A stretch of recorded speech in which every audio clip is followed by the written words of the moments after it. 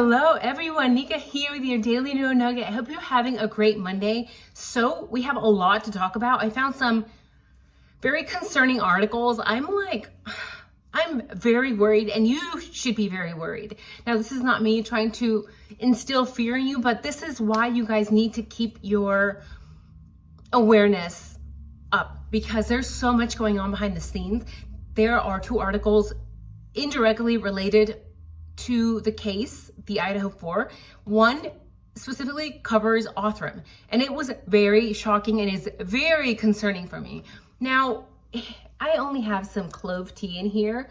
Cloves are very good for the liver, but you don't want to overdo it because they actually can be toxic if you overdo it. So the dose makes the poison, and it is actually being studied currently for cancer, which is amazing, right? Like cloves, who would have thought? But it's such a warm tea, and it's cold in Chicago.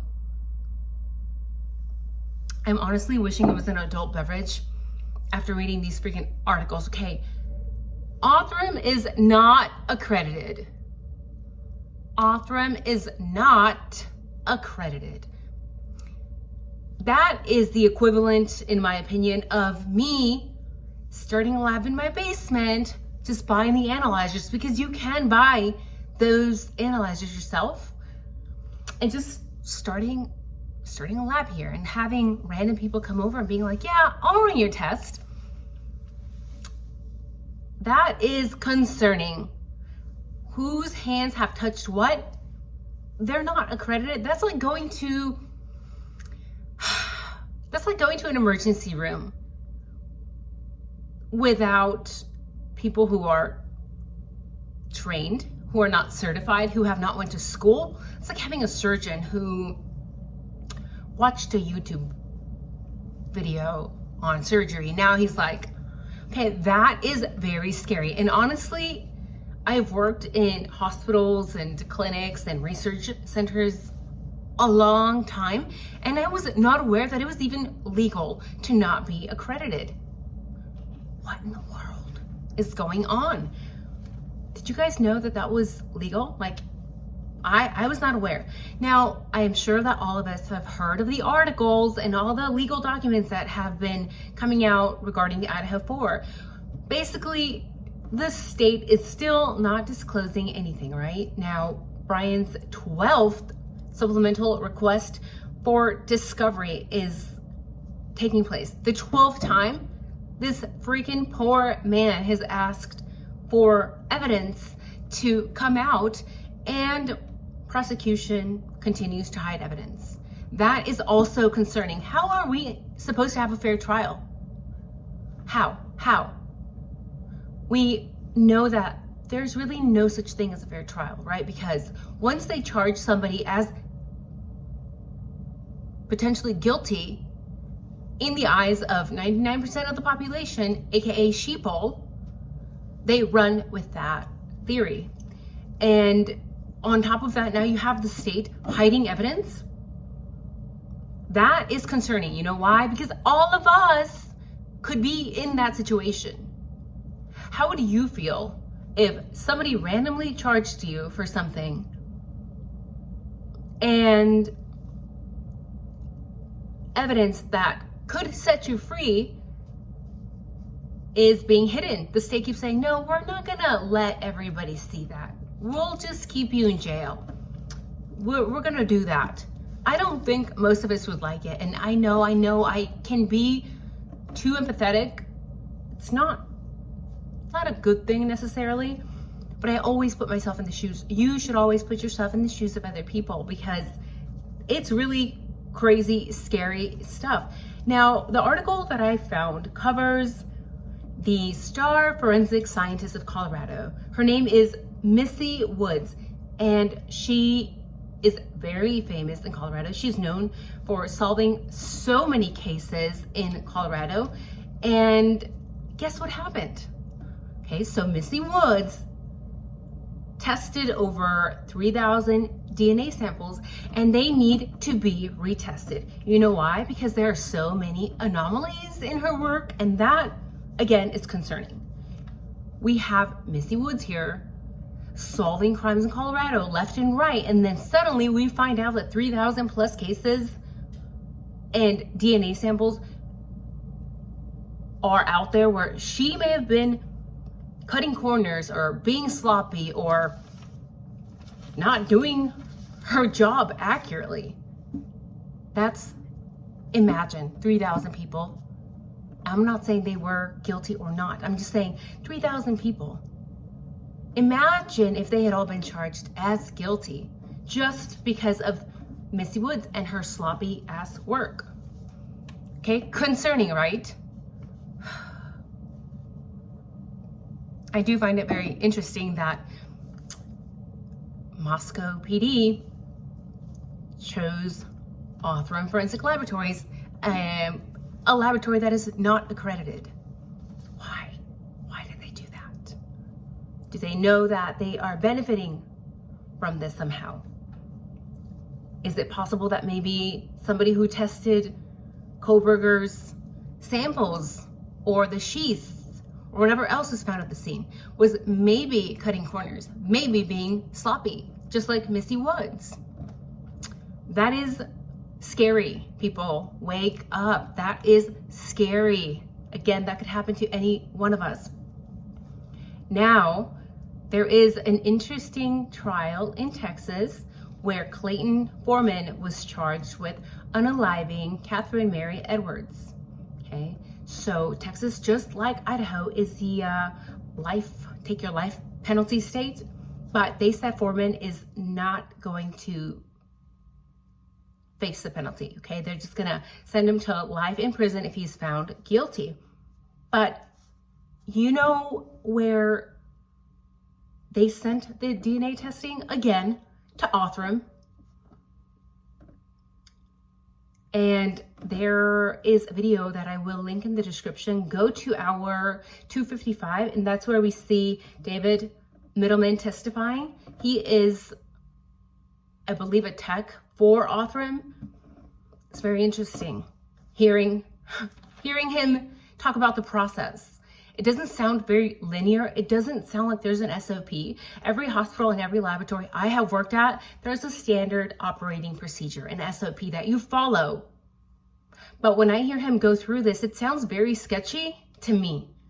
Now, there are issues coming out of this case in Texas involving Othram because we see that there's a lot of blind testing that is done. Blind testing, that is concerning as well. There's also issues about informed consent and standards that are maybe not taking place when they are taking samples.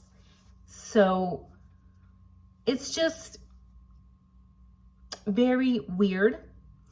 Not only that, but in this Texas case, guess who did the genealogy work? Yeah, Texas Rangers. Why are they doing the genealogy work? Are they trained? Are they accredited? Do they have the knowledge to actually do that? Or do you just have random people like testing things now? So when the Texas Rangers ran that sample, they had a match with a second cousin, and then they sent it to Othram. And Othram, of course, found some random profile and they charged this man. Again, I don't know too much about that case. I don't know if he did it or not. We don't know. But too many hands, one sample. It appears that they don't really have an SOP in place, no actual procedure, no really reporting standards. So what was shocking to me about David Middleman talking when he was testifying is that he mentions that they do not compare DNA samples found at the scene, okay, from the DNA of the person that they're charging. They just have 100,000 plus data points. I'm not sure how they plug all that in, but that is a lot of data points. And again, it is concerning. Why do we have these unaccredited labs testing things in cases in states where it is a life or unalive penalty? Why? Okay, this is concerning.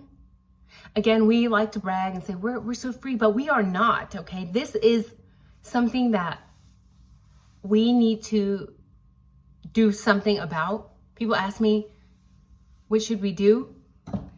Well, how about start going to labs that are accredited? If you find out that your police department in your area, your LE in your area is solving crimes with unaccredited labs, how about we bring attention to that?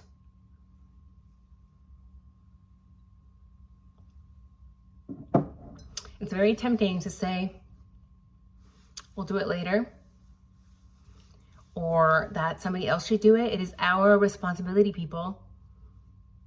You should be worried. You should be afraid. This could be your child, your son, your daughter, your spouse.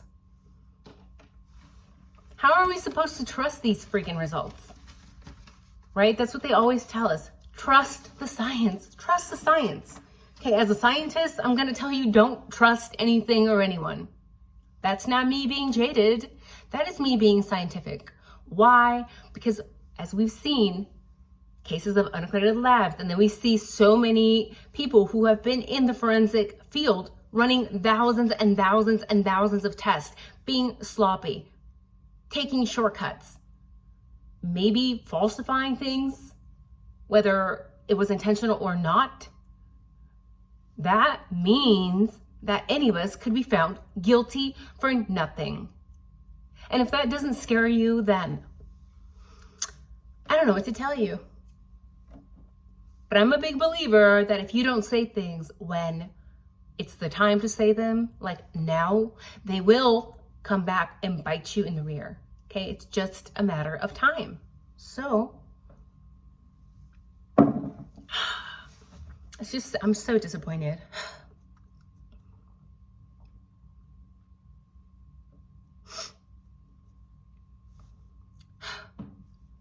I'm gonna go. I'm just livid. And also, because I have been in charge of laboratories, people, where we have very strict inspections. I mean, if we don't pass an inspection, the whole building, the whole research center gets shut down. Okay, we are incapable of functioning. But then I find out that there's freaking labs like Othram who, do they just put a neon sign up and say, welcome, come in, 24 hours? Maybe. That's what it sounds like. It's sketchy. So don't wait for somebody else to do the right thing. You can do it too. You have a voice. You can speak up. Again, it starts, I think, with taking care of your community. I know it sounds something minimal. It sounds small, but that's how we solve this, okay? One little thing at a time does have a massive impact. And you guys can say that that's just me being a hippie, but so be it. I'm gonna go now, go work, because I love what I do. I miss talking to you guys. It's like relaxing. So yeah, you guys have a good night. Let me know down in the comments, what do you think of this? Do you think that LE or local PD should be sending DNA to unaccredited laboratories? I don't think so. I think it should be illegal. So let me know your point of view down in the comments below. You guys have a good night. Take care and hope to see you soon.